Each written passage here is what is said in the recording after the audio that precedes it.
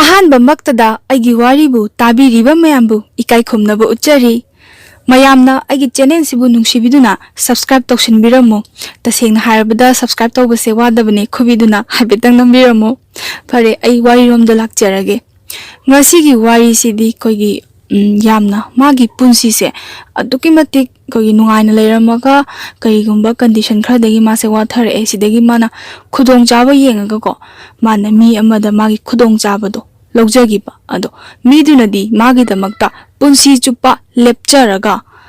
ꯃꯥꯅꯁꯨ ꯄꯨꯟꯁꯤ ꯆꯨꯞꯄ ꯂꯦꯞꯄꯤꯔꯛꯀꯗ꯭ꯔꯥ ꯍꯥꯏꯅ ꯈꯜꯂꯨꯔꯒ ꯃꯁꯤꯒꯤ ꯇꯥꯏꯑꯣꯟꯅꯕ ꯄꯨꯟꯁꯤꯒꯤ ꯇꯥꯡꯀꯛ ꯑꯃꯒꯤ ꯋꯥꯔꯤꯅꯤ ꯑꯩ ꯃꯌꯥꯝꯗ ꯈꯤꯇꯪ ꯁꯦꯌꯔ ꯇꯧꯖꯔꯛꯀꯦ ꯅꯨꯄꯤꯁꯤ ꯃꯥꯁꯦ ꯑꯗꯨꯛꯀꯤ ꯃꯇꯤꯛ ꯅꯨꯡꯉꯥꯏ ꯌꯥꯏꯐꯅ ꯂꯩꯖꯔꯝꯃꯤ ꯃꯥꯒꯤꯅꯤ ꯍꯥꯏꯕꯗ ꯀꯩꯁꯨ ꯋꯥꯠꯂꯝꯗꯦ ꯃꯥꯒꯤ ꯃꯄꯨꯔꯣꯏꯕꯀꯣ ꯃꯅꯦꯝ ꯃꯀꯨꯁꯤꯡꯒ ꯅꯨꯡꯉꯥꯏꯅ ꯃꯆꯥꯁꯤꯡꯒ ꯅꯨꯡꯉꯥꯏꯕ ꯑꯁꯥꯁꯤꯡꯒ ꯂꯣꯏꯅꯅ ꯃꯥꯁꯨ ꯃꯥꯒꯤ ꯄꯨꯟꯁꯤ ꯃꯍꯤꯡ ꯑꯃꯗ ꯍꯤꯡꯖꯔꯝꯃꯤ ꯑꯗꯨꯕꯨ ꯃꯤꯑꯣꯏꯕꯒꯤ ꯄꯨꯟꯁꯤꯁꯦ ꯇꯝꯕ ꯉꯝꯗꯦꯗꯅ ꯂꯥꯏꯕꯛ ꯊꯤꯕ ꯊꯧꯗꯣꯛꯇꯒꯤ ꯃꯥꯒꯤ ꯃꯄꯨꯔꯣꯏꯕꯅ ꯇꯥꯏꯕꯪꯄꯥꯜ ꯊꯥꯗꯣꯛꯇꯨꯅ ꯆꯠꯈ꯭ꯔꯦ ꯁꯤꯒꯤ ꯃꯇꯝꯁꯤꯗ ꯃꯅꯦꯝ ꯃꯀꯨ ꯑꯃꯠꯇ ꯃꯥꯕꯨ ꯌꯦꯡꯁꯤꯟꯕꯤꯅꯕ ꯍꯥꯏꯕ ꯇꯥꯔꯦ ꯌꯨꯝꯁꯤꯗ ꯀꯅꯥꯝꯇ ꯂꯩꯇꯔꯦꯕ ꯑꯗꯨꯛꯀꯤ ꯃꯇꯤꯛ ꯋꯥꯕ ꯄꯨꯟꯁꯤꯒꯤ ꯇꯥꯡꯀꯛꯇ ꯈ꯭ꯋꯥꯏꯗꯒꯤ ꯋꯥꯕ ꯇꯥꯡꯀꯛ ꯑꯃ ꯃꯥꯌꯣꯛꯅꯔꯦ ꯃꯆꯥꯁꯤꯡꯁꯤꯒ ꯀꯃꯥꯏꯅ ꯍꯤꯡꯍꯧꯒꯅꯤ ꯑꯗꯨꯝ ꯈꯟꯕ ꯇꯥꯕꯅꯦꯕ ꯑꯩ ꯏꯆꯥꯁꯤꯡꯁꯦ ꯀꯃꯥꯏꯅ ꯊꯥꯛꯀꯅꯤ ꯏꯆꯥꯁꯤꯡꯁꯤꯅ ꯃꯄꯥ ꯌꯥꯎꯗꯅ ꯀꯃꯥꯏꯅ ꯍꯤꯡꯒꯅꯤ ꯑꯩꯒꯤ ꯄꯨꯟꯁꯤꯁꯤꯅ ꯏꯄꯨꯔꯣꯏꯕ ꯌꯥꯎꯗꯅ ꯀꯝꯗꯧꯅ ꯑꯁꯨꯛ ꯁꯥꯡꯕ ꯃꯇꯝꯁꯦ ꯑꯩ ꯍꯤꯡꯒꯅꯤ ꯍꯥꯏꯕ ꯋꯥꯈꯜꯁꯤꯒ ꯂꯣꯏꯅꯅ ꯑꯍꯤꯡ ꯀꯌꯥ ꯇꯨꯝꯗꯅ ꯃꯆꯥꯁꯤꯡꯁꯦ ꯀꯣꯜꯂꯒ ꯀꯞꯈꯤ ꯋꯥꯈꯜꯁꯨ ꯑꯗꯨꯝ ꯈꯜꯂꯦꯕ ꯑꯍꯤꯡꯀꯌꯥ ꯃꯥꯒꯤ ꯋꯥꯈꯜꯁꯤꯗ ꯑꯩꯈꯣꯏꯒꯤ ꯃꯤꯑꯣꯏꯕꯁꯦ ꯃꯤ ꯑꯃꯒ ꯋꯥꯈꯜ ꯃꯥꯟꯅꯗꯦ ꯃꯥꯁꯦ ꯃꯧ ꯅꯍꯥꯅꯦ ꯃꯥꯒꯤ ꯋꯥꯈꯜꯁꯤꯅ ꯈꯜꯂꯛꯄ ꯃꯇꯝꯁꯤꯗ ꯌꯥꯝꯅ ꯑꯆꯝꯕ ꯋꯥꯈꯜꯂꯣꯝꯗ ꯈꯟꯈꯤꯗ꯭ꯔꯦ ꯃꯥꯒꯤ ꯋꯥꯈꯜꯁꯦ ꯈꯤꯇꯪ ꯁꯦꯔꯥꯟꯅꯕ ꯋꯥꯈꯜꯗ ꯈꯟꯈ꯭ꯔꯦ ꯍꯥꯏꯕꯗꯤ ꯃꯥꯒꯤ ꯋꯥꯈꯜꯁꯦ ꯃꯥꯅ ꯂꯩꯔꯤꯕꯀꯣ ꯃꯥꯒꯤ ꯍꯥꯟꯅꯒꯤ ꯄꯨꯟꯁꯤ ꯃꯍꯤꯡꯗꯨꯗꯒꯤ ꯇꯥꯊꯕꯁꯦ ꯃꯥ ꯄꯥꯝꯗ꯭ꯔꯦꯕ ꯑꯗꯨꯃꯥꯏꯅ ꯑꯗꯨꯝ ꯆꯥꯡ ꯑꯃꯗ ꯍꯤꯡꯅꯤꯡꯕ ꯃꯥꯅ ꯍꯤꯡꯉꯤꯕ ꯃꯍꯤꯡꯁꯤꯗꯒꯤ ꯑꯗꯨꯝ ꯁꯤꯒꯤ ꯊꯥꯛꯁꯤꯗꯒꯤꯀꯣ ꯅꯦꯝꯊꯕꯁꯦ ꯃꯥ ꯄꯥꯝꯗ꯭ꯔꯦ ꯁꯦꯡꯅ ꯍꯥꯏꯔꯕꯗ ꯑꯩꯅ ꯍꯥꯏꯅꯤꯡꯉꯤꯕ ꯃꯅꯨꯡꯒꯤ ꯊꯤꯝꯗꯤ ꯐꯔꯦ ꯑꯩ ꯍꯧꯖꯤꯛꯀꯣ ꯃꯤꯁꯛ ꯑꯃꯁꯦ ꯃꯥ ꯅꯨꯡꯉꯥꯏꯅ ꯂꯩꯔꯝꯃꯗꯤ ꯃꯥ ꯂꯥꯏꯕꯛ ꯊꯤꯔꯦ ꯃꯥꯒꯤꯗꯃꯛꯇ ꯀꯅꯥꯝꯇ ꯂꯩꯇ꯭ꯔꯦ ꯑꯗꯨꯗꯤ ꯑꯩ ꯑꯐꯪꯕ ꯊꯕꯛꯀꯣ ꯏꯀꯤ ꯊꯥꯗꯣꯛꯇꯨꯅ ꯑꯐꯪꯕ ꯊꯕꯛ ꯁꯨꯔꯒ ꯑꯩ ꯏꯆꯝ ꯆꯝꯅ ꯍꯤꯡꯒꯦ ꯍꯥꯏꯕ ꯋꯥꯈꯜꯂꯣꯟꯁꯦ ꯍꯧꯖꯤꯛꯀꯤ ꯅꯨꯄꯤꯁꯤꯗꯗꯤ ꯄꯣꯛꯈꯤꯗ꯭ꯔꯦꯕ ꯃꯥꯒꯤ ꯋꯥꯈꯜꯗ ꯀꯃꯥꯏꯅ ꯈꯜꯂꯤ ꯍꯥꯏꯗꯤ ꯋꯥꯗꯅ ꯁꯦꯟ ꯇꯥꯜꯂꯒꯦ ꯀꯅꯥꯒꯨꯝꯕ ꯑꯃꯗꯒꯤ ꯇꯧꯔꯒ ꯍꯥꯏꯗꯤ ꯃꯥꯒꯤ ꯈꯨꯗꯣꯡꯆꯥꯕ ꯈꯔꯁꯦ ꯂꯧꯅꯕ ꯃꯥꯅ ꯍꯣꯠꯅꯈ꯭ꯔꯦ ꯃꯥꯒꯤ ꯄꯨꯟꯁꯤꯒꯤ ꯑꯣꯏꯕ ꯇꯥꯡꯀꯛꯇ ꯈꯔ ꯅꯨꯡꯉꯥꯏꯅ ꯑꯗꯨꯝ ꯍꯤꯡꯉꯒꯦ ꯍꯥꯏꯅ ꯈꯟꯈ꯭ꯔꯦ ꯃꯤꯒꯤ ꯃꯀꯥꯗ ꯌꯦꯠꯂꯒꯦ ꯍꯥꯏꯕ ꯋꯥꯈꯜꯂꯣꯟ ꯑꯃ ꯃꯥꯒꯤ ꯃꯀꯣꯛꯁꯤꯗ ꯈꯟꯈ꯭ꯔꯦ ꯃꯥꯒꯤ ꯋꯥꯈꯜꯁꯤ ꯑꯔꯥꯟꯕ ꯂꯝꯕꯤꯔꯣꯝꯗ ꯆꯠꯈ꯭ꯔꯦ ꯁꯤꯗꯒꯤ ꯃꯥ ꯍꯧꯔꯦ ꯀꯃꯥꯏꯅ ꯇꯧꯒꯦ ꯍꯥꯏꯕ ꯃꯇꯝꯗ ꯁꯤꯗꯒꯤ ꯋꯥꯈꯜꯁꯤꯗꯤ ꯃꯥꯗꯤ ꯍꯥꯏꯅ ꯈꯟꯕ ꯂꯣꯏꯈ꯭ꯔꯦꯀꯣ ꯑꯗꯨꯒ ꯃꯥꯅ ꯌꯦꯡꯉꯛꯑꯦ ꯃꯤꯠꯌꯦꯡꯁꯦ ꯃꯥꯒꯤ ꯇꯥꯔꯒꯦꯠꯁꯦ ꯀꯅꯥꯗ ꯊꯝꯁꯤꯒꯦ ꯀꯅꯥꯒꯤ ꯃꯀꯥꯗ ꯆꯪꯖꯔꯒꯗꯤ ꯑꯩꯁꯦ ꯈꯔ ꯅꯨꯡꯉꯥꯏꯒꯅꯤ ꯍꯥꯏꯕꯒꯤ ꯀꯣꯛ ꯑꯃ ꯃꯥꯒꯤ ꯃꯀꯣꯛꯁꯤꯗ ꯑꯗꯨꯝ ꯁꯥꯟꯅꯔꯝꯗꯣꯏꯅꯦꯕꯀꯣ ꯍꯥꯏꯕꯗꯤ ꯎꯄꯥꯏꯗꯣ ꯂꯩꯇ꯭ꯔꯕꯅꯤꯅ ꯃꯤꯑꯣꯏꯕꯁꯦ ꯋꯥꯗ ꯋꯥꯁꯜꯂꯛꯑꯕ ꯂꯩꯗ ꯂꯩꯁꯜꯂꯛꯇ꯭ꯔꯕ ꯎꯄꯥꯏ ꯑꯃꯗꯤ ꯌꯦꯡꯉꯛꯏꯗꯅ ꯑꯗꯨꯃꯥꯏꯅ ꯃꯥꯁꯨ ꯎꯄꯥꯏ ꯑꯃ ꯂꯩꯔꯛꯑꯦ ꯃꯤꯁꯦ ꯁꯤꯒꯤ ꯃꯇꯝꯁꯤꯗ ꯂꯥꯏꯕꯛ ꯐꯕ ꯍꯥꯏꯒꯗ꯭ꯔꯥ ꯑꯩꯈꯣꯏꯒꯤ ꯄꯣꯁ ꯑꯃꯈꯛ ꯍꯥꯡꯉꯦꯕꯀꯣ ꯊꯕꯛꯀꯤ ꯄꯣꯁ ꯑꯃꯈꯛ ꯍꯥꯡꯕꯁꯦ ꯃꯥꯁꯦ ꯑꯩꯈꯣꯏꯒꯤ ꯊꯕꯛꯀꯤ ꯄꯣꯁꯁꯦ ꯃꯥꯅ ꯂꯧꯗꯕ ꯌꯥꯗꯦ ꯃꯥꯅ ꯑꯣꯏꯍꯧꯔꯒꯗꯤ ꯃꯆꯥꯁꯤꯡꯗꯨꯒ ꯃꯥꯒ ꯄꯨꯟꯁꯤ ꯃꯍꯤꯡꯗ ꯈꯔ ꯍꯦꯟꯅꯗꯤ ꯅꯨꯡꯉꯥꯏꯗꯣꯏꯅꯦꯕꯀꯣ ꯑꯗ ꯁꯤꯗ ꯃꯥꯁꯦ ꯑꯗꯨꯝ ꯃꯥꯕꯨ ꯍꯥꯞꯄ ꯉꯝꯕ ꯃꯤꯁꯤꯗ ꯃꯥ ꯑꯗꯨꯝ ꯀꯣꯜ ꯇꯧꯕ ꯍꯧꯔꯦ ꯍꯥꯞꯄꯗꯤ ꯃꯥ ꯑꯗꯨꯝ ꯍꯥꯞꯄ ꯍꯥꯏꯅ ꯍꯥꯏꯅꯩꯌꯦꯕ ꯁꯦꯡꯅ ꯍꯥꯏꯔꯕꯗ ꯃꯣꯏꯒꯤ ꯁꯥꯒꯩꯁꯤ ꯑꯗꯨꯛꯀꯤ ꯃꯇꯤꯛ ꯆꯥꯎꯋꯦ ꯁꯥꯒꯩ ꯖꯥꯠ ꯆꯥꯎꯕ ꯑꯃꯅꯤ ꯑꯗ ꯁꯥꯒꯩꯁꯤꯗ ꯃꯥꯕꯨ ꯊꯕꯛ ꯍꯥꯞꯄꯤꯒꯗꯕ ꯃꯤꯁꯤꯁꯨ ꯑꯩꯈꯣꯏꯒꯤ ꯁꯥꯒꯩꯒꯤ ꯃꯇꯩ ꯊꯣꯛꯄ ꯑꯗ ꯃꯇꯩꯁꯤꯗ ꯃꯥꯅ ꯇꯣꯏꯅ ꯀꯣꯜ ꯇꯧꯕ ꯍꯧꯔꯦ ꯑꯗ ꯄꯥꯏꯈꯠꯂꯦ ꯃꯇꯩꯁꯤꯅꯀꯣ ꯑꯗꯨꯝ ꯏꯆꯝ ꯆꯝꯅ ꯁꯤꯗ ꯑꯩ ꯀꯩꯅꯣꯝ ꯍꯥꯏꯖꯒꯦ ꯃꯇꯩ ꯍꯥꯏꯕꯗꯤ ꯌꯥꯝꯅ ꯅꯛꯅꯕ ꯃꯔꯤꯗꯤ ꯅꯠꯇꯦ ꯃꯣꯏꯁꯦ ꯃꯇꯩ ꯑꯃꯒ ꯃꯅꯥꯎꯄꯤ ꯑꯃꯒꯀꯣ ꯑꯩꯈꯣꯏꯒꯤ ꯃꯄꯥ ꯄꯣꯛꯃꯤꯟꯅꯕꯃꯛꯁꯨ ꯅꯠꯇꯦ ꯑꯩꯈꯣꯏꯒꯤ ꯁꯦꯡꯅ ꯍꯥꯏꯔꯕꯗ ꯑꯩꯈꯣꯏꯒꯤ ꯏꯄꯨꯒꯤ ꯃꯊꯛ ꯏꯙꯧꯀꯣ ꯑꯩꯈꯣই ꯏꯙꯧ ꯃꯆꯤꯟ ꯃꯅꯥꯎ ꯑꯣꯏꯔꯝꯃꯒ ꯁꯤꯒꯤ ꯑꯩꯈꯣꯏꯒꯤ ꯃꯈꯥ ꯁꯝꯊꯔꯛꯄ ꯍꯥꯏꯇꯥꯔꯦꯅꯦꯀꯣ ꯁꯥꯒꯩ ꯖꯥꯇꯤ ꯑꯗꯨꯛꯀꯤ ꯃꯇꯤꯛ ꯆꯥꯎꯕ ꯑꯗꯨꯒꯤ ꯊꯣꯛꯄ ꯃꯇꯩꯁꯤꯗ ꯃꯥꯅ ꯀꯣꯜ ꯇꯧꯋꯦ ꯏꯊꯩ ꯑꯩꯒꯤ ꯊꯕꯛꯇꯣ ꯀꯃꯥꯏꯅ ꯇꯧꯕꯅꯣ ꯈꯣꯠꯄꯅꯣ ꯌꯥꯒꯗ꯭ꯔꯥ ꯈꯣꯠꯀꯗ꯭ꯔꯥꯅ ꯑꯗꯨꯝ ꯍꯥꯏ ꯁꯤꯗꯤ ꯅꯪꯉꯣꯟꯗ ꯑꯗꯨꯝ ꯍꯥꯞꯄꯅꯤ ꯅꯪꯁꯦ ꯂꯥꯏꯕꯛꯁꯨ ꯊꯤꯔꯕꯅꯤꯅ ꯑꯗ ꯑꯩꯈꯣꯏ ꯁꯥꯒꯩꯁꯤꯅꯁꯨ ꯀꯣ ꯑꯗꯨ ꯃꯌꯥꯝꯁꯤꯅꯁꯨ ꯂꯩꯀꯥꯏꯁꯤꯅꯁꯨ ꯑꯗꯨꯝ ꯅꯪꯕꯨ ꯑꯗꯨꯝ ꯍꯥꯞꯄ ꯍꯥꯏꯅ ꯑꯗꯨꯝ ꯍꯥꯏꯅꯩꯅꯦ ꯏꯕꯦꯝꯃꯥꯅ ꯍꯥꯏꯕꯖꯥꯠꯅꯤ ꯑꯁꯤꯗ ꯃꯥꯅ ꯑꯃꯨꯛ ꯆꯥꯟꯁ ꯂꯧꯔꯦꯀꯣ ꯇꯣꯏꯅ ꯐꯣꯟ ꯇꯧꯕ ꯍꯧꯔꯦ ꯃꯇꯩꯁꯤꯗ ꯑꯗ ꯃꯇꯩꯁꯤꯅ phone se paikhala matam sida wari watai dum sanari kamai tawbuno khoput yani khotni na haire ada matei sina yumda lei hargadi hojiki nupi se ko manau nupi sa ka ina matei dum harge mana manau nupi harage wa se khangnaba manau nupi se dum phone thamgiba matei sida phone tawbud ai yumda lei hadi manau pi se phone dum thangi matei sina ko ai mapan da lei magi masu thaba ma tawjari na ai thaba ma pham da lei kholi hadi wari se sum saba hore adum khudong chaba se lore segi icham chamna dum sanare ko wari se yani khoni haibadegi sida nupi sina kogi manau nupi sina koi matai se chingsan ba horeba haidi mangon dagi kana ba kharase launa bagi upai se ma yeng eba disida hai nongma itha thajadana hai tare koi mana leiba koi matai sina leiba phamsida ma change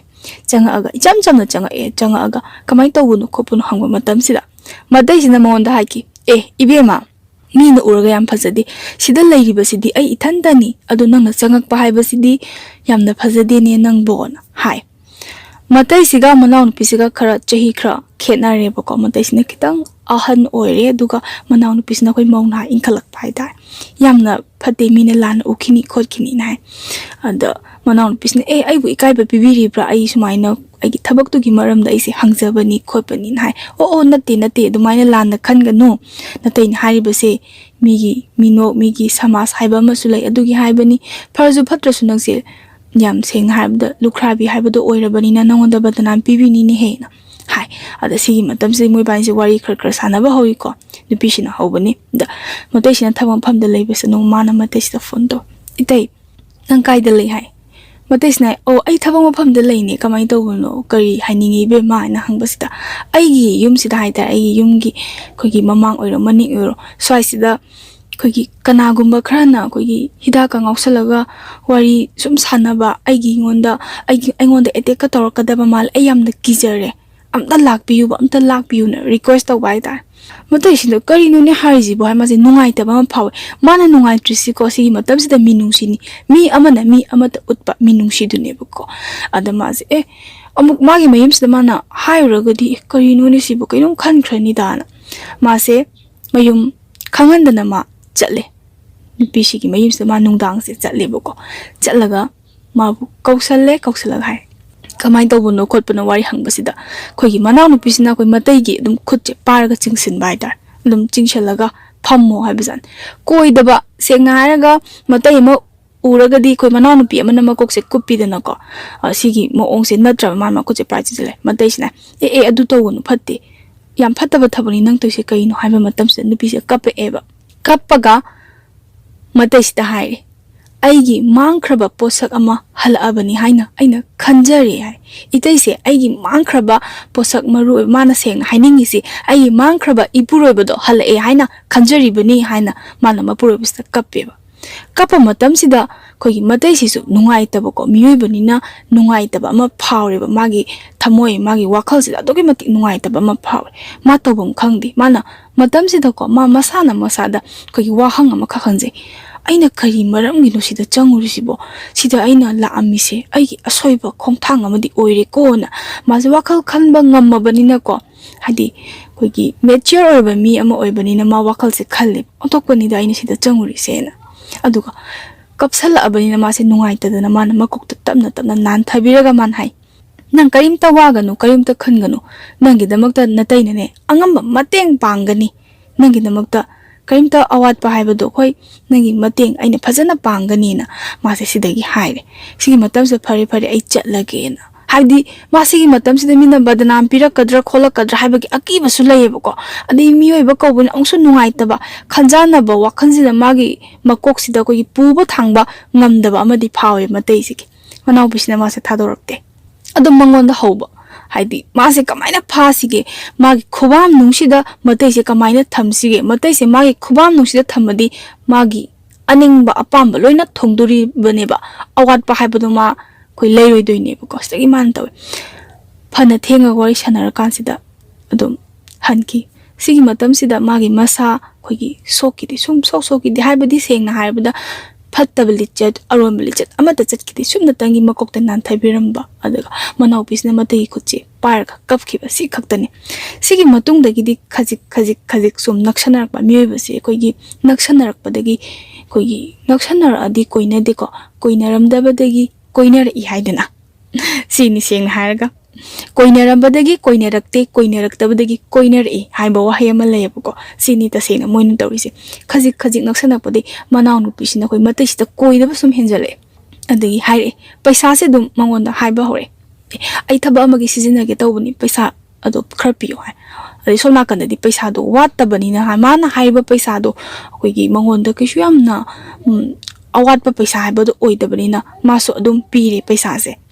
ꯑꯗꯨꯝ ꯄꯤꯔꯦ ꯑꯗꯨ ꯇꯣꯏꯈꯠꯂꯦ ꯁꯨꯝ ꯄꯩꯁꯥꯁꯦ ꯁꯨꯝ ꯄꯤꯕꯁꯦ ꯇꯣꯏꯈꯠꯂꯦ ꯑꯁꯤꯗꯤ phone ꯋꯥꯔꯤ ꯇꯣꯏꯅ ꯁꯥꯟꯅꯔꯛꯑꯦ ꯑꯗꯒꯤ ꯅꯨꯡꯁꯤꯕ ꯋꯥꯍꯩ ꯋꯥꯇꯥ ꯁꯨꯝ ꯍꯥꯏꯔꯒ ꯑꯩꯈꯣꯏꯒꯤ ꯃꯇꯩꯁꯤꯅꯀꯣ ꯃꯅꯥꯎꯅꯨꯄꯤꯁꯦ ꯃꯤꯅꯨꯡꯁꯤꯗꯒꯤ ꯅꯨꯡꯁꯤꯕ ꯑꯣꯟꯈ꯭ꯔꯦ ꯍꯥꯟꯅ ꯂꯩꯔꯝꯕꯗꯤ ꯇꯁꯦꯡꯅ ꯃꯤꯅꯨꯡꯁꯤꯅꯦꯕ ꯑꯗꯩ ꯃꯤꯅꯨꯡꯁꯤꯗꯒꯤ ꯑꯃꯨꯛ ꯅꯨꯡꯁꯤꯕꯔꯣꯝꯗ ꯑꯣꯟꯊꯈ꯭ꯔꯦ ꯑꯗꯒꯤ ꯃꯇꯩꯁꯤꯅ ꯍꯥꯏꯔꯦ ꯑꯩ ꯅꯉꯣꯟꯗ ꯋꯥ ꯑꯝꯇ ꯍꯥꯏꯒꯦꯅ ꯍꯥꯏꯌꯣ ꯀꯔꯤ ꯋꯥꯅꯣ ꯁꯤꯅꯤ ꯃꯅꯥꯎꯅꯨꯄꯤꯁꯤꯅ ꯑꯩꯅ ꯅꯉꯣꯟꯗ ꯉꯁꯤ ꯃꯇꯦꯡ ꯄꯥꯡꯉꯤꯁꯦ ꯅꯪꯒꯤ ꯑꯋꯥꯕꯗ ꯑꯩꯅ ꯁꯤꯌꯔ ꯇꯧꯔꯤꯕ ꯑꯗꯒꯤ ꯁꯦꯜꯗ ꯑꯣꯏꯔꯣ everything ko nangidamagta aina khudimag honaribase nang karigino khanglabra hain hangi sigi matam sida matay sina manaw pisi nungsireba ada manaw no pisina mu khume paukhum pire khanbi yune itaisu aina ngasi itaitagi lawriba matengse itaitagi aina ai awat pa khudimag hairaga lawjariba matengse ngasi khaktagira ngasi khaktagi natte mapoksi magin punsi si haidi mapoksi magini punsi si magini haina magi paukhum se pireba sigi paukhum se legibadagi moy ani phajana adum nungsinakre sigi mayamgi miengdadi si chatnabigi wangbadani ko tasengna chatnabigi wangbadani nungsinagre tasengna magi tamakta lepkhre aduga moibani se wari watai adum sane awat apa adum hangi sise koigi sagai ama leibanina nimpu ngangnarakpa nupisi mana karino mana magi di mapureba sulaite adagi magi koigi kaino su yamna kana nungaiba nate mapamlamdam su yam kana nungaiba nate do magi wate sana wate adagi magi macha singi honabada mase awatba amata ude adagi awaba amata ude mai thongsida yamna nungai na leise sise kamaina no haiba wahang ama khaklae hangbam thokpani mi amada ko mase kamai mi amana koisu khandrane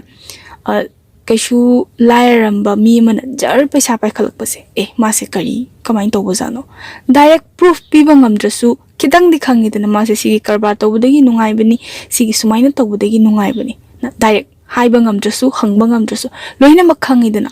sumaina hojiki manaw nupisna mana leiriba koi nungaibagi mahingsida koigi kalakpa misu yarongani mise makhal aduki matik yami kalakpa misu yarongani aduga icham chamna ko mana leibasi kamaina no haini khangningbagi wakhalamata khankhiba ko mangonda ma mi engda thamisi makhal aduki matik yami mabu nungsidana kalaktana yengba mi eng ama adagi second icham chamna masibu phaida mana sumaina leise nungaijerse adu mana nungaisibu karamba lambi da haidar karamba senda lambi talaga nungairiba jano haina hangba wahang ama mi ani khak thokleba mi makhal ani khak thokle de sidagi adum leibadagi khara khangnare nimphung ngangnare magi si sumaina di kamaina tawroi aduga magi nungaibagi maram amase maga hek loinaba mi se thigale maga toina koinadana wari sanaba mi se thigale mi se yengpa matamda matai se oina ure khara khadi khangabasu praman pibam leitabani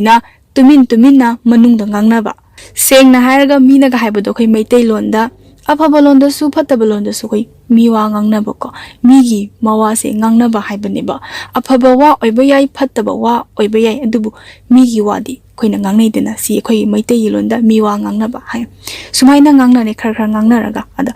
nongma khangkidoise khangbagi moibani hi mari se direct chingnaba ama point kidoise sumaina tawba matamsida nungthil lama kogi matai sina koi manaw nupi siga ko magi imung sida leiba matam sida manaw nupi siga kogi yamna naknaba ko mache hai tare ne kogi sagai se sawbune naknaba mache mana manaw nupi sigi maming se ꯀꯧꯔꯒ ꯂꯥꯛꯑꯦꯕ ꯑꯗꯨꯒ ꯃꯥꯒꯤ ꯂꯥꯛꯄ ꯀꯥꯟꯁꯤꯗ ꯑꯩꯈꯣꯏ ꯑꯐꯤꯡ ꯑꯐꯥꯏ ꯑꯣꯏꯅ ꯍꯥꯏꯇꯥꯔꯦ ꯃꯣꯏꯗꯤ ꯑꯗꯨꯒꯤ ꯃꯇꯝꯗ ꯅꯨꯡꯁꯤ ꯃꯔꯤ ꯊꯝꯃꯕꯅꯤꯅ ꯑꯐꯤꯡ ꯑꯐꯥꯏ ꯑꯣꯏꯅ ꯂꯥꯛꯑꯦꯅꯦ ꯍꯥꯏꯔꯒ ꯃꯣꯏꯁꯦ ꯑꯐꯤꯡ ꯑꯐꯥꯏ ꯑꯣꯏꯅꯀꯣ ꯂꯣꯏꯁꯜꯂꯦ ꯇꯁꯦꯡꯅ ꯏꯀꯥꯏ ꯁꯪꯒꯣꯏꯅ ꯌꯥꯝ ꯁꯦꯡꯅ ꯍꯥꯏꯖꯔꯕꯗ ꯑꯩꯈꯣꯏꯒꯤ ꯐꯤꯔꯣꯜꯁꯦ ꯐꯖꯅ ꯂꯣꯏꯁꯤꯟꯍꯧꯗ꯭ꯔꯕ ꯃꯅꯥꯎꯅꯨꯄꯤꯁꯤꯒꯤ ꯑꯗ ꯑꯔꯥꯟꯕ ꯊꯕꯛ ꯑꯃꯗꯤ ꯇꯧꯔꯕꯅꯤꯅ ꯃꯤ ꯑꯃ ꯂꯥꯛꯑꯕꯅꯤ나 ꯑꯩꯈꯣꯏꯒꯤ ꯇꯁꯦꯡꯅ ꯂꯥꯛꯑꯒ ꯑꯩꯈꯣꯏ ꯍꯨꯔꯥꯜꯂꯤꯉꯩꯗ ꯃꯄꯨ ꯂꯥꯛꯑꯒ ꯀꯟꯅ ꯆꯦꯜꯂꯛꯄ ꯑꯃ ꯀꯣ ꯑꯗꯒꯤ ꯃꯣꯏꯅ ꯇꯧꯔꯤꯕ ꯊꯕꯛꯇꯣ ꯑꯔꯥꯟꯕ ꯊꯕꯛꯅꯤꯅ ꯃꯤꯗꯨꯅ ꯏꯆꯝ ꯆꯝꯅ ꯆꯪꯉꯛꯄ ꯃꯇꯝꯁꯤꯗ ꯑꯐꯤꯡ ꯑꯐꯥꯏ ꯑꯣꯏꯅ ꯃꯥꯁꯦ ꯍꯧꯒꯠꯄ ꯃꯇꯝꯁꯤꯗ ꯑꯩꯈꯣꯏꯒꯤ ꯊꯣꯛꯂꯛꯑꯦ ꯑꯗꯨꯒ ꯃꯥꯅ ꯃꯁꯦꯁꯦ ꯐꯝꯍꯜꯂꯝꯃꯦꯀꯣ ꯃꯌꯨꯝꯁꯤꯗ ꯀꯩ ꯂꯩꯔꯒꯦ ꯑꯩꯈꯣꯏꯒꯤ ꯏꯆꯦ ꯃꯥꯒꯤ ꯐꯤꯁꯦ ꯈꯤꯇꯪ ꯁꯦꯡꯅ ꯃꯥꯒꯤ ꯐꯤꯔꯣꯜꯁꯦ ꯈꯤꯇꯪ ꯅꯥꯇꯩ ꯆꯥꯈꯤꯗ꯭ꯔꯦ ꯃꯤꯒꯤ ꯆꯤꯡꯅꯕ ꯃꯤꯠꯌꯦꯡ ꯑꯃ ꯎꯍꯟꯈ꯭ꯔꯦ ꯃꯥꯅ ꯀꯣ ꯑꯗꯨꯒ ꯍꯧꯖꯤꯛꯀꯤ ꯃꯇꯩꯁꯤꯁꯨ ꯃꯥꯁꯨ ꯏꯃꯨꯡꯁꯤꯗꯒꯤ ꯊꯣꯛꯂꯒ ꯆꯠꯈꯤꯕ ꯍꯥꯏꯇꯥꯔꯦ ꯆꯠꯈꯤꯕꯁꯤꯗ ꯑꯩꯈꯣꯏꯒꯤ ꯃꯣꯏꯒꯤ ꯃꯌꯨꯝꯁꯤꯗ ꯂꯥꯛꯏꯕ ꯃꯆꯦꯁꯤꯅ ꯈꯔ ꯆꯤꯡꯅꯈ꯭ꯔꯦꯕ ꯀꯩꯅꯣꯅꯦꯅ ꯍꯧꯖꯤꯛꯀꯤ ꯃꯅꯥꯎꯅꯨꯄꯤꯁꯤꯅ ꯌꯨꯝꯁꯤꯗ ꯑꯗꯨꯝ ꯂꯦꯡꯗꯅ ꯏꯆꯦ ꯅꯪ ꯀꯔꯤ ꯂꯩꯔꯒꯦ ꯀꯔꯤ ꯇꯥꯟꯅꯁꯤꯒꯦ ꯀꯩꯗꯧꯕ ꯂꯥꯛꯄꯅꯣ ꯍꯥꯏꯅ ꯏꯆꯝ ꯆꯝꯅ ꯂꯩꯒꯗꯕꯗꯣ ꯃꯥꯅ ꯂꯩꯇ꯭ꯔꯦ ꯃꯥꯅ ꯑꯃꯨꯛ ꯇꯁꯦꯡꯅ ꯃꯥꯅ ꯇꯧꯔꯤꯕ ꯊꯕꯛꯇꯨ ꯍꯥꯏꯗꯤ ꯐꯠꯇꯕ ꯊꯕꯛꯅꯤꯅꯀꯣ ꯃꯥꯁꯤꯅ ꯊꯛꯀꯠꯄꯣꯏ ꯀꯔꯤꯕꯣꯏ ꯃꯥꯅ ꯑꯃꯨꯛ ꯑꯇꯣꯞꯄ ꯌꯨꯝ ꯑꯃꯗ ꯆꯠꯊꯣꯛꯈ꯭ꯔꯒ ꯃꯥꯁꯦ ꯂꯩꯊꯣꯛꯈ꯭ꯔꯕ ꯃꯆꯦꯁꯤꯅ ꯐꯝꯍꯜꯂ ꯊꯝꯃꯝꯕ ꯑꯗꯩ ꯃꯆꯦꯁꯤꯒꯤ ꯋꯥꯈꯜꯁꯤꯗ ꯂꯩ ꯀꯩꯅꯣ ꯑꯩꯈꯣꯏꯒꯤ ꯍꯧꯖꯤꯛꯀꯤꯁꯨ ꯏꯇꯩ ꯊꯣꯛꯏꯅꯦꯕ ꯃꯥꯅꯁꯨ ꯏꯇꯩꯁꯤ ꯃꯣꯏꯗ ꯂꯥꯛꯑꯝꯃꯦ ꯆꯠꯈ꯭ꯔꯦ ꯑꯗꯨꯒ ꯃꯥꯅ ꯑꯃꯨꯛ ꯀꯔꯤꯒꯤꯅꯣ ꯍꯧꯖꯤꯛꯀꯤ ꯅꯨꯄꯤꯁꯦ ꯃꯅꯥꯎꯅꯨꯄꯤꯁꯦ ꯃꯥꯅ ꯑꯃꯨꯛ ꯃꯥꯒꯤ ꯃꯌꯨꯝꯁꯤꯗ ꯑꯩꯅ ꯊꯕꯛ ꯑꯃꯒꯤ ꯂꯥꯛꯑꯒ ꯃꯥꯅ ꯑꯩꯁꯦ ꯊꯅꯝꯃꯒ ꯃꯥꯅ ꯆꯠꯈ꯭ꯔꯤꯁꯦ ꯀꯔꯤꯅꯣ ꯃꯣꯏꯕꯥꯅꯤꯁꯤ ꯃꯌꯥꯝꯅ ꯍꯥꯏꯅꯔꯤꯁꯤ ꯆꯨꯝꯕ ꯖꯥꯠꯂꯥ ꯍꯥꯏꯕꯒꯤ ꯃꯀꯣꯛꯁꯤꯃ ꯃꯆꯦꯒꯤ ꯃꯀꯣꯛꯁꯤꯗ ꯆꯨꯈ꯭ꯔꯦ ꯁꯤꯗꯒꯤ ꯈꯪꯉꯦꯀꯣ ꯃꯆꯦꯁꯤꯅ ꯁꯥꯈꯤ ꯑꯣꯏꯔꯦꯕ ꯇꯁꯦꯡꯅ ꯍꯥꯏꯔꯒ ꯁꯤꯗꯒꯤ ꯅꯤꯡꯐꯨ ꯉꯥꯡꯅꯕꯗꯒꯤ ꯃꯌꯥꯝꯁꯦ ꯁꯥꯎꯅꯔꯦ ꯂꯩꯀꯥꯏ ꯑꯃ ꯁꯥꯒꯩ ꯑꯃ ꯄꯥꯜꯂꯤꯕꯅꯤꯅ ꯁꯤ ꯑꯣꯏꯔꯗꯤ ꯃꯣꯏꯅ ꯁꯨꯃꯥꯏꯅ ꯃꯔꯤ ꯂꯩꯅꯔꯗꯤ ꯃꯣꯏ ꯑꯗꯨꯝ ꯁꯦꯡꯅ ꯍꯥꯏꯔꯒ ꯀꯩꯅꯥꯗꯥꯟ ꯄꯤꯊꯣꯛꯄ ꯍꯥꯏꯇꯥꯔꯦꯅꯦ ꯑꯩꯈꯣꯏ ꯅꯨꯄꯤꯁꯦ ꯃꯥꯒꯤ ꯅꯨꯄꯤ ꯑꯣꯏꯅ ꯂꯧꯁꯜꯍꯟꯕ ꯑꯗꯨꯒ ꯊꯝꯈꯤꯕ ꯃꯣꯏꯅ ꯁꯨꯃꯥꯏꯅ ꯑꯔꯣꯟꯕ ꯃꯔꯤ ꯂꯩꯅꯕꯗꯤ ꯁꯤꯗꯤ ꯌꯥꯗꯦ ꯁꯥꯒꯩ ꯑꯃꯗ ꯁꯤꯒꯤ ꯆꯠꯅꯕꯤ ꯌꯥꯗꯦ ꯂꯩꯇꯦꯕ ꯇꯁꯦꯡꯅ ꯑꯣꯏꯔꯣ ꯑꯩꯈꯣꯏꯒꯤ ꯃꯩꯇꯩꯒꯤ ꯖꯥꯇꯤꯗꯁꯨ ꯑꯣꯏꯔꯣ ꯃꯨꯁꯂꯤꯝꯒꯤ ꯖꯥꯇꯤꯗꯁꯨ ꯑꯣꯏꯔꯣ ꯑꯗꯒꯤ ꯇꯁꯦꯡꯅ ꯍꯥꯏꯔꯒ ꯆꯤꯡꯃꯤꯒꯤ ꯏꯆꯤꯟ ꯏꯅꯥꯎꯁꯤꯡ ꯑꯩꯈꯣꯏꯒꯤ ꯑꯗꯨꯝ ꯍꯥꯏꯖꯔꯛꯀꯦ ꯁꯤꯒꯤ ꯖꯥꯇꯤꯁꯤꯗꯁꯨ ꯑꯣꯏꯔꯣ ꯑꯩꯈꯣꯏꯒꯤ ꯌꯨꯝ ꯄꯥꯟꯅ ꯑꯩꯈꯣꯏꯒꯤ ꯑꯔꯣꯟꯕ ꯃꯔꯤ ꯊꯝꯕ ꯍꯥꯏꯕꯁꯤꯗꯤ ꯌꯥꯗꯦꯕ ꯀꯩꯗꯧꯕꯒꯤꯁꯨ ꯌꯥꯗꯣꯏꯅꯣ ꯑꯩꯈꯣꯏꯒꯤ ꯂꯥꯏꯕꯛ ꯊꯤꯗꯅ ꯈꯣꯠꯇꯅ ꯃꯥꯒꯤ ꯆꯠꯅꯕꯤꯒꯤ ꯃꯇꯨꯡ ꯏꯟꯅ ꯆꯠꯅꯈꯤꯕꯅ ꯑꯃꯅꯤ ꯌꯨꯝ ꯑꯃ ꯄꯥꯟꯃꯤꯟꯅꯔꯕ ꯃꯇꯨꯡꯗ ꯑꯩꯈꯣꯏꯒꯤ ꯃꯥꯏ ꯈꯨꯕ ꯌꯥꯕ ꯑꯩꯈꯣꯏꯒꯤ ꯁꯥꯒꯩꯗꯨꯒꯤ ꯊꯕꯛ ꯑꯃꯠꯇ ꯇꯧꯕ ꯍꯥꯏꯕꯁꯦ ꯑꯩꯈꯣꯏꯒꯤ ꯃꯅꯤꯄꯨꯔꯁꯤꯗ ꯂꯩꯕ ꯖꯥꯇꯤ ꯈꯨꯗꯤꯡꯃꯛꯀꯤ ꯑꯩꯈꯣꯏꯒꯤ ꯁꯥꯒꯩ ꯖꯥꯠ ꯑꯃꯠꯇꯅ ꯌꯥꯗꯦꯕꯀꯣ ꯁꯤ ꯌꯥꯗꯕꯅꯤꯅ ꯁꯨꯃꯥꯏꯅ ꯃꯣꯏ ꯂꯣꯏꯅꯕꯗꯤ ꯌꯥꯔꯣꯏ ꯇꯁꯦꯡꯅ ꯂꯩꯒꯦ ꯍꯥꯏꯔꯒꯅ ꯃꯥꯅ ꯇꯁꯦꯡꯅ ꯃꯁꯥꯅ ꯌꯥꯅ ꯂꯩꯔꯣ ꯁꯨꯃꯥꯏꯅ ꯂꯧꯅ ꯂꯩꯅꯔꯒ ꯂꯩꯔꯣ ꯅꯠꯇ꯭ꯔꯕꯗꯤ ꯃꯣꯏꯁꯦ ꯌꯥꯔꯣꯏ ꯁꯤꯅꯦꯕ ꯁꯤ ꯄꯥꯎꯁꯦ ꯅꯤꯡꯐꯨ ꯇꯥꯟꯅꯔꯛꯑꯦ ꯅꯤꯡꯐꯨ ꯇꯥꯟꯅꯔꯛꯄꯗꯒꯤ ꯃꯇꯩꯁꯤꯅꯀꯣ ꯑꯩꯈꯣꯏꯒꯤ ꯃꯅꯥꯎꯅꯨꯄꯤꯁꯤꯗ ꯍꯥꯏꯔꯦ ꯅꯪ ꯇꯁꯦꯡꯅ ꯅꯪꯒꯤꯗꯃꯛꯇ ꯑꯩꯁꯦ ꯂꯦꯞꯄꯦꯀꯣ ꯂꯦꯞꯄꯕꯅꯤꯅ ꯅꯪꯅ ꯍꯧꯖꯤꯛ ꯀꯔꯤ ꯈꯜꯂꯤ ꯅꯪ ꯀꯔꯤꯝꯇ ꯋꯥꯒꯅꯨ ꯅꯪꯒꯤꯗꯃꯛꯇ ꯅꯇꯩ ꯑꯩ ꯂꯩ ꯍꯧꯖꯤꯛ ꯏꯕꯥꯅꯤ ꯁꯥꯒꯩꯁꯤꯗꯒꯤ ꯑꯗꯨꯝ ꯇꯣꯉꯥꯟꯅ ꯆꯠꯈ꯭ꯔꯁꯤꯔꯥ ꯅꯪꯒꯤꯗꯃꯛꯇ ꯑꯩ ꯂꯦꯞꯄꯒꯦ ꯑꯩꯒꯤ ꯄ꯭ꯔꯣꯄꯔꯇꯤꯁꯦꯀꯣ ꯑꯩꯒꯤ ꯁꯟꯄꯇꯤꯁꯦ ꯇꯪꯈꯥꯏ 50-50 ꯀꯣ ꯑꯩꯒꯤ ꯌꯨꯝꯁꯤꯗ 50 ꯑꯃ ꯅꯪꯒꯤ 50 ꯑꯃ ꯅꯪ ꯂꯩꯔꯒ ꯄꯨꯟꯁꯤꯁꯦ ꯏꯕꯥꯅꯤꯒꯤ ꯑꯣꯏꯅ ꯑꯗꯨꯝ ꯂꯩꯔꯁꯤ ꯑꯩꯒꯤ ಮಿಯೆꯡ ꯃꯈꯥꯗ ꯅꯪꯁꯦ ꯍꯤꯡꯉꯣ ꯅꯪꯁꯦ ꯂꯩꯔꯣꯅ ꯍꯥꯏꯌꯦꯕ ꯁꯤꯒꯤ ꯃꯇꯝꯁꯤꯗ ꯑꯩꯈꯣꯏꯒꯤ ꯃꯅꯥꯎꯅꯨꯄꯤꯒꯤ ꯄꯥꯎꯈꯨꯝꯁꯦ ꯃꯥꯅ ꯁꯨꯃꯥꯏꯅ ꯄꯤꯔꯛꯑꯦ ꯑꯩꯅ ꯁꯨꯃꯥꯏꯅ ꯅꯪꯒꯤ ꯅꯇꯨꯡꯗ ꯏꯟꯅꯔꯒ ꯑꯩꯁꯦ ꯂꯩꯕ ꯇꯥꯔꯒꯗꯤ ꯑꯩꯒꯤ ꯏꯆꯥꯁꯤꯡꯁꯤꯒꯤ ꯍꯥꯏꯗꯤ ꯃꯥꯅ ꯂꯩꯔꯤꯕ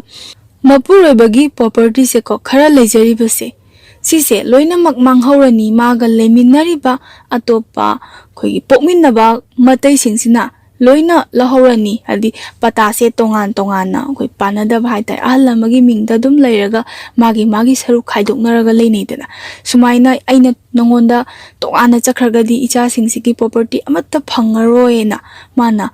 ꯌꯥꯈꯤꯗꯦ ꯃꯇꯝꯁꯤꯗ ꯁꯤꯗꯒꯤ ꯃꯣꯏꯒꯤ ꯑꯗꯨꯗꯤ ꯈꯔ ꯂꯩꯔꯒ ꯑꯩꯈꯣꯏꯒꯤ ꯁꯦꯡꯅ ꯍꯥꯏꯔꯒ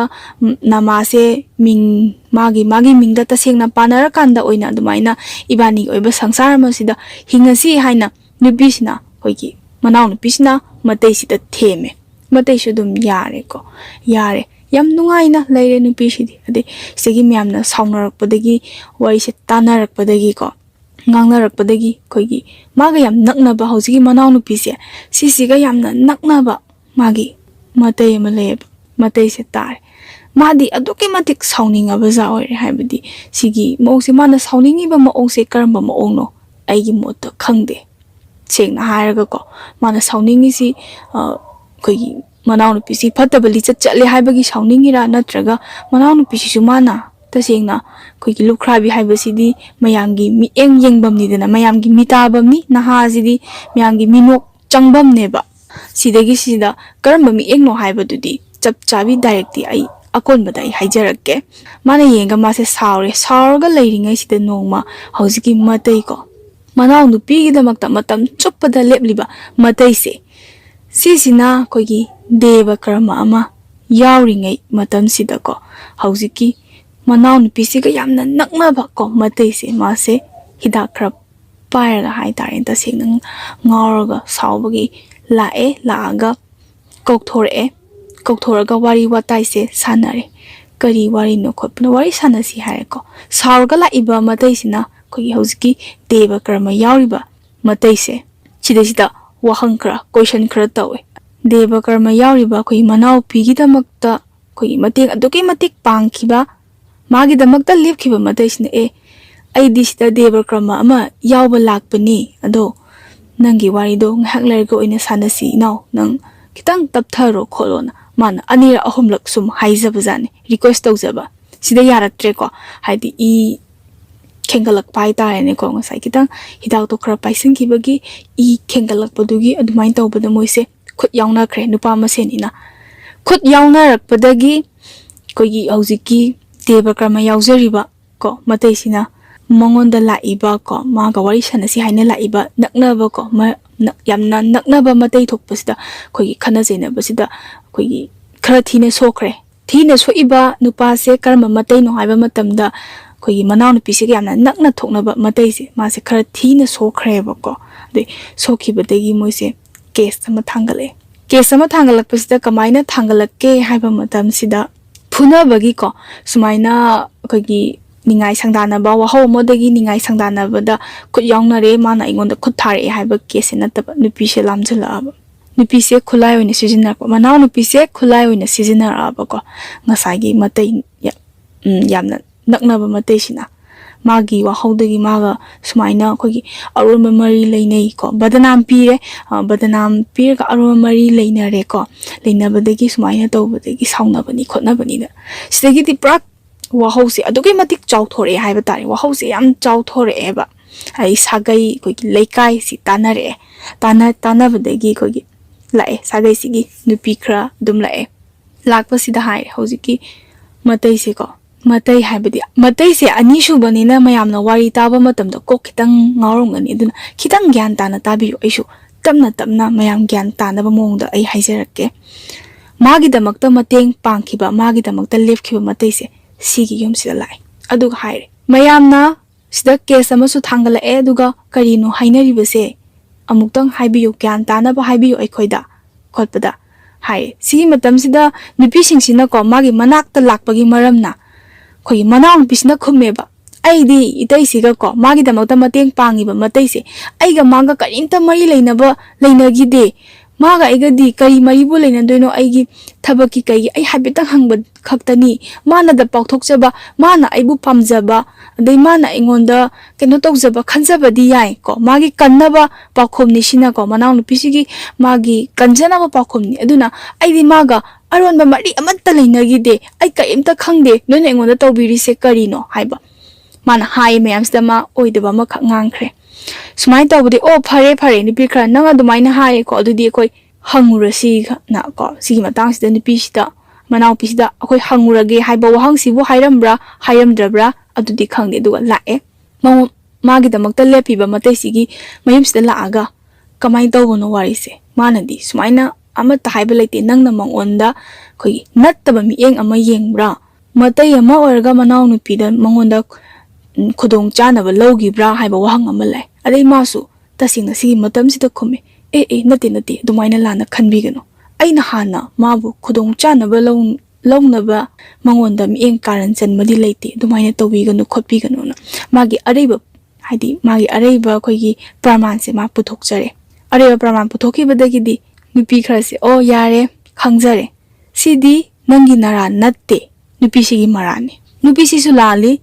aduga hoi chumi sida nupi kaktana di landi yaruba nupa masu lali neba lanbadi chatnabigi wangbadani tawriba thabusi laleba animak laleba ko ado nupi sina hayamisina aidi sukla lande mana ingonda hobani mana ingonda khairakpani mayamna paukthopibani lana lawbiganu haibasida sigi wahangsida ko mayamgi paukum hadi paukumse pinare nupigi manaupi side su pire aduga mategi side su animak se tarba matamsida lale noibani mak lale sineba duga matei khaktana lale haibadi yaroina mayam sina haire stegi ningai sangdanaba mayam ma torpade pau phaunare manaupi sina matei sida haire itei ai mai chopa thabak tawbirakano mana sida haining si ibani gi leina khriba aronba mari aina nangondagi lawkhriba paisa mayam nangondagi lawkhriba mateng mayam do amatta haibirakano sineba ai adum hingjagi aigi ingkhol sida aigi ipuroibagi yumpham sida ai icha singa hingjage haibani ba ai itei matung illaga ibani gi oiba sangsar madang sadi chatkrasi haibda mana yarambado matang sida di mana yaraktreba aigi oiba aibu hatpa yaba thabak haitar aibu badanam ama hek pirakpa matamda ai itanta sijagi ge ai sijagi ge ko nang adumain di tawbirakanon hai ada matei sina ko manaw nupi se ma se nushiyeba thamoi sengna nushiba haibado oikhrabanina o phare nangna adumna khalladi ai nangi mai chomnaba thabak tadi tawra aroi ai ama sikhabadi ai ko ai ama ai ijat ai sanman pumnamak mangkhibadi ai adubu ai nangbudi kalamge nangi namai chonaba thabak tadi ai tawraroge sina aina nangbu kyamuk nyamna nushige haibadudi nang khangu ko na haiki adai sidagi swagi matang sida koigi loinamak yawnare ko hallaman adagi khudingmak mioi khudingmak yawnare duka haiba kansida koigi hौजिकी मतैसिकी को मागी अहल्लमन सिंगना हाइबा तारे अदा नंग सुमाइना तौरदी वासे मोइसे अदुकी मति खनारेबको सिना फगद्रा सिना फरोइद्रा Moina तसेंगना कोइगी नुपीसे लोक्सलगे पुसलगे हाइबदी याएबा ओ मोइ मसामसा यानाजबनी नंग लोक्सल्लो पुसलो नंगी ओइरो हाइबसिदा इराइराइना लोइसनरबा याबा वाफमसे condition अमदि ले ngसाइगी मनाव नुपीदुना पामदे सिगी थबक से पामदे माना पामबदी मागी खुदोंग जाबा खरा लौरगा मागी सुमागी ओइबा पुंसी महिंग अमदा हिंगनिंगबगी वाखलोल अमले सिदा मतै सिगी आशा खुदिमक काइगरे को अदगी सिदी फना कुइना येटनारेस दगी मतै सिगी कोगी लेदना मागी सु को मागी साइकी कोगी मचन नुपी सिंग हाइदार सिना यारोय नंगना सुमाइना लोसन बसे फत्ते को कांगबु खरदे युम हाइ लोसन बसे फत्ते मागी असोय बसी सु हाइ सि कैनो कैदोबगी लोसन दोइनो नंगना कैदोबगी आराम बता दोइनो हाइ सोमदा अहल सिंगना मो हाइबी को मंगोंदा कोक्से तोकी मदिक साइ मासिगी मतम सिदा सिदी यारोय खुतिमक लोसन गो लोसलगा तुमिन्ना लेगो कैदोरगे खोंबो म सोइबदी सोइख्रे लोसन मना फद्रा करिनो angang su natte angang masa ingkhalak pasu natte ahani yaring kai tuminna loishana si haiba pot amastela eboko adu mase chap chana lepkhre magi phirep sidi hongdre sida wahang se hange hangaba matam sida ko haire mana maga aiga hangba matam sida khoiki mayam pulap tillaba matam sida ko hang maga aiga aronba Maria Matalina gide somna tangi aina mangoda mateng khara pigibani mayamna aingonda lana ubiribado adumaina tawgano na haire sigi mayam sida kogi saunare ko mi khradi saun as karino nangbo haibadi nang khaktagi naran ori se karigino lali jidi nupi sisu lali ni nupi sigi maran se buna kupsali dubu karigino nangondagi su sengna hairga oijaba mayam amasu lawkhre aduga karigino nang adumaina हाइबदी अदुक यामना कोगी mature ओरबा नंगना करिगी नसाना थंता बदनामदो सिजरिबनो ना मान हाइबस्ता मयामसे मागी दमकता खल्लगा नुंगाइतबा खरसु यावेबा ना तुमिना खांगजली अवाबसे को तुमिना मागी थमोइसिदा अवाबा कया कया खांगजिलगा माना खुमख्रे पाउखुमजे सिदा लोइख्रे को फरे अदु मतुंग तारकपददी मोय अनिसे कोगी लोइनबा याबा यादबा लेदना को लोइनबदी कमाइना यानी नत्रा Sigi was the proud lotion cre magi manaw nupi se mana magi kan cre loire ko sida wari purag loire magi asa ma kaijagi mana khanjagi ba wakhan pura kaigre phare khodimak kaikhragazu magi wasak to di ma ngakchari aina nangbu kyamuk yamna nushi haibado ma utkhre ada sigi matam sida amuk lai paudi prak phauna badi nate do kamaina lai kamdori habidi pau sidi dum itada tanai dana ko kamaina tawgi haiba matam sida hojiti prak moyani gi mari sidi ko gi leina ba yaba mari nattabani na tongana laikhraga saigi ko gi matai ama yawi dana ko maga yam nakna ba ko matai sina ko khudong chaba bu loge khalibra natraga mangonda bu sauribra magi imung sida ko gi maram jadana hek changba ko haidi nupa yaudana palaba yumba se sida mana changdana khotana ko yam koidabagi maong sida tawba manaw nupi sida yaningba yai yaningdaba yai natra adubu magi punjida su thawdok ama thokhrabani na ma khradi dum nungairammoiba ma tasengna ai atopa nupa amada yumnak sagai hongaga ai nungaina leithoki khanba natte ma macha singi magi hingnabagi koigi taseng harga sel changidana aina ngasai mamang da su haijagibdo ma wana sel se taning deba wadana kokna sanaraga ko koigi nauriba wakal kokto wakal do aduki matik thena khankhibagi wadana sen taning bagi adugi lambi da mana khongda khibaniba nahaga oibaga tasengna nahani aduga nahani haiduna su wakal su kan khanba ngamjabra mi haidi aduki matik nauriba maung nahara haibadi natteba mase sumaina pause tai hai koi matai ko maga yam naknaba matai sinaga mangonda changaga ko yam magi imusta changaga koigi yamna koidabagi maong tawi do migim engda si amu mamit nai ko sida mando somna kangi matai sina khanjari se ko magi da makta lepcha ke matai sina khalise madubu masana yazaribra natra masana yadana mangonda ngasai mangonda haikibado ai yamna toli tuga aigi damokta kanamta leite ai yamna ki kholi haibasta adumaina bu to wiri bazala mabo natra ngasai khoigi lamse nakai sengna didana ko nakai sengna dabasida nakai sengna dri phawba ma awaba maisakse khangibra haina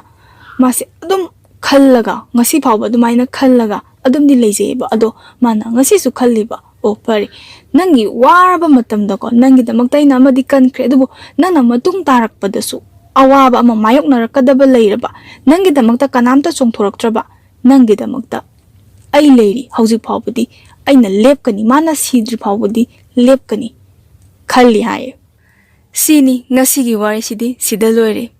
adubu aigi oiba site tagi wahai kharadang phongtok jaramge nupi oibi singda